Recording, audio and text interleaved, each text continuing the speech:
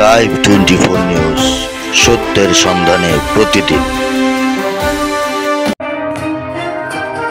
বিএনপির ৪৭তম প্রতিষ্ঠা বার্ষিকী উপলক্ষে বুধবার যাত্রাবাড়ী থানা বিএনপি ও অঙ্গ সংগঠনের উদ্যোগে পরিষ্কার পরিচ্ছন্নতা কর্মসূচি পালিত হয়েছে।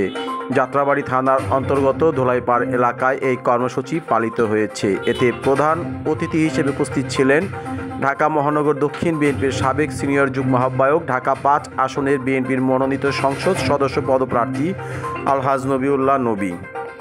প্রধান অতিথির বক্তব্যে আলহাজ নবিউল্লাহ নবী বলেন, জনগণের ভোটাধিকার হরণের ষড়যন্ত্র চলছে।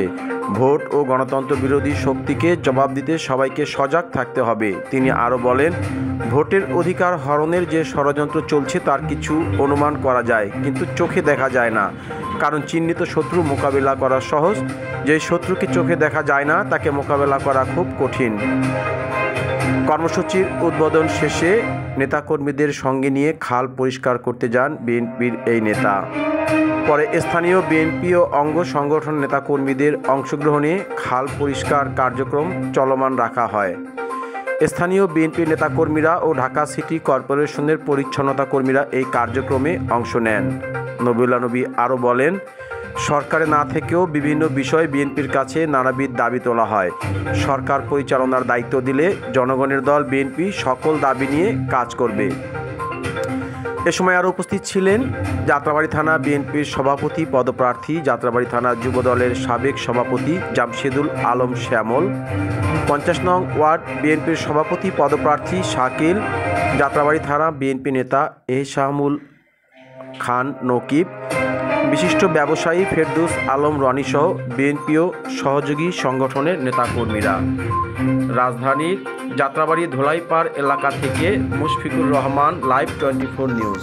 এই জন্য দেশটায় তারেক রহমানের নির্দেশে আমরা পাড়া মহল্লায় গিয়ে আমরা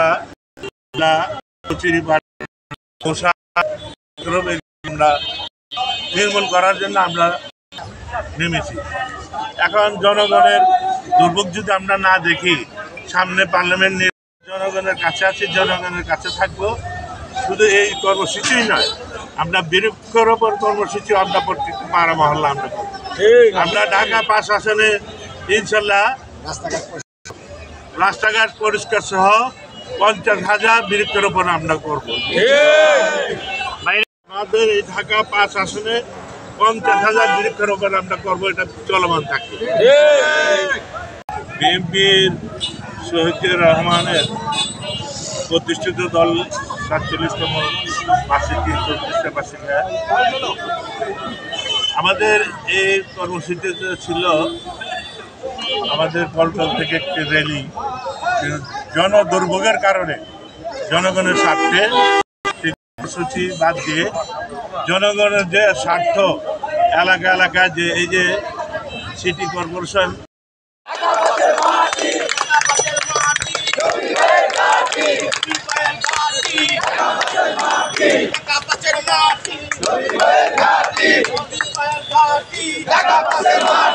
সামনে তো সরেন ভাই, সামনে তো সরেন।